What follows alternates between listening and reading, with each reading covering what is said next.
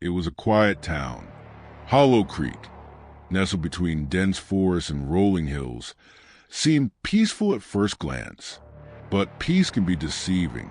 Local residents spoke in whispers about the old Whitaker house at the edge of town. Few dared to go near it.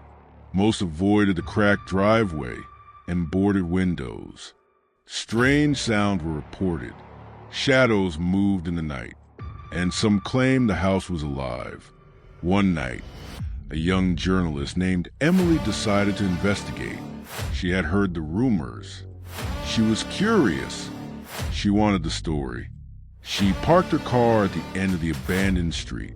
The moon was a thin silver crescent, barely lighting the path. Every step she took echoed in the silence. The air was cold, unnaturally so. Emily felt a shiver run down her spine. She pulled her coat tighter. Her flashlight flickered. The wind whispered through the trees. She felt like someone or something was watching her. The gate creaked as she pushed it open. Rusted hinges protested loudly. She paused, listened, nothing. Then she stepped forward. The garden was overgrown. Dead leaves covered the cracked stone path. Emily noticed footprints in the dust, small, childlike prints, but the garden had been abandoned for years. She shook her head, trying to dismiss the thought. Her voice trembled slightly as she whispered, "Hello? Is anyone here?" The house loomed above her. Its silhouette was jagged against the night sky. Windows gaped like dark, hollow eyes. A single light flickered inside, though she was sure no one had lived there for decades. Suddenly, the front door creaked open by itself. Emily froze. She debated running. Fear clawed at her chest, but curiosity pushed her forward. Step by step, she approached the entrance. Every nerve screamed to turn back, but the story demanded courage. Inside, the air was stale. Dust hung like a cloud. Broken furniture lay scattered. The floorboards groaned beneath her weight. Emily's flashlight caught something strange, a shadow moving quickly across the hallway. She blinked. It vanished, and then she heard it, a faint giggle. Soft, childlike, almost innocent. But it was wrong. Hollow. It seemed to come from the second floor. Emily's heart raced. Every instinct told her to leave. Yet, she climbed the stairs, drawn by something she could not name. Emily's hand trembled as she reached the top of the stairs.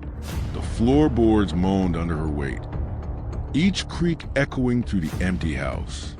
The hallway stretched before her, narrow and dimly lit by the flickering light from the ceiling. Shadows danced along the walls, twisting and stretching as if alive. She paused outside a door at the end of the hallway. A cold draft seeped from the gap beneath it. The faint giggle she had heard moments ago seemed louder now, echoing off the walls, circling her. Emily's pulse quickened. Her instinct screamed for her to leave, but she couldn't. Something in her drew her forward. With a deep breath, she slowly pushed the door open. The room was small and empty, save for a rocking chair in the corner. It swayed gently back and forth, though no wind stirred and no one was there. Emily's eyes widened. She stepped inside, careful not to touch anything. The giggle came again, closer this time. She scanned the room. On the wall hung a series of faded photographs. Children she didn't recognize, staring straight at her with blank, haunting eyes. Emily felt a chill creep down her spine. She noticed one photo was different, a recent snapshot, the edges crisp, showing a child standing in the same room she was in now. The child looked frightened, eyes wide, lips parted as if about to scream. Emily whispered, This isn't possible." She leaned closer to examine the photo. The child seemed familiar. A sense of deja vu settled over her. She shook her head, trying to clear the fear, clouding her mind. But it lingered, like a shadow she could not escape. The rocking chair suddenly stopped. Silence fell, thick and heavy. Emily could feel her heartbeat in her ears. Then, a faint scratching sound came from behind a closed door across the hall. She moved cautiously, each step measured, her flashlight beam cutting through the darkness. As she reached the door, the sound stopped abruptly. Emily pressed her ear against it. Nothing. She glanced around the hallway. Every shadow seemed to shift. Every corner seemed darker than before. Her curiosity battled with fear, each urging her in opposite directions. Finally, she turned the doorknob. The door opened with a slow, reluctant creak. Inside was a small study, shelves lined with old journals and books. One journal lay open on the desk. Emily approached and read the first line. They never leave. They watch, always watching. A cold breeze brushed her neck. She spun around, but the hallway was empty. The words of the journal burned in her mind. Who was they? And what had they been watching? Emily's hand shook as she flipped through the pages of the journal. The handwriting was jagged, hurried, almost frantic. Each line spoke of strange occurrences, of voices whispering in the night, shadows that moved on their own, and children who vanished without a trace. The entries were dated decades ago, yet some were surprisingly recent. A sudden thump echoed from upstairs. Emily froze, her flashlight trembling in her grip. The sound was soft at first, like a book falling, then louder, like footsteps pacing. Her mind raced. She told herself it was just the house settling, but deep down, she knew it wasn't. She backed toward the doorway, feeling the weight of the house pressing down on her. Dust swirled in the weak light, revealing faint shapes in the corners. Were they illusions or something more? The air grew colder with each passing second, her breath forming little clouds in the dim light. Then she heard it, a whisper, clear and sharp. Don't look. She turned back to the journal. One entry caught her eye. The child in the mirror. She sees everything. A sudden, loud crash made her jump. Something heavy had fallen from the shelves. Books scattered across the floor. She could hear soft giggles now, multiple voices layered, coming from the corners of the room. Emily's flashlight flickered wildly. Panic clawed at her chest. Her eyes fell on a photograph she hadn't noticed before. It was pinned above the desk, a single child staring directly at her. The child's mouth was open, but not smiling. Screaming, maybe. Her eyes seemed to follow Emily, unblinking and accusing. She swallowed hard, backing away. A cold hand brushed her shoulder. Emily screamed, spinning around, but the room was empty. The journal slipped from her grasp, landing open to a new page. She waits in the shadows, watching, waiting.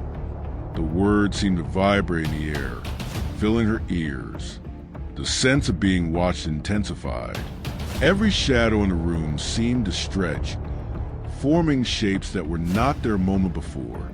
Emily felt trapped, the house alive around her.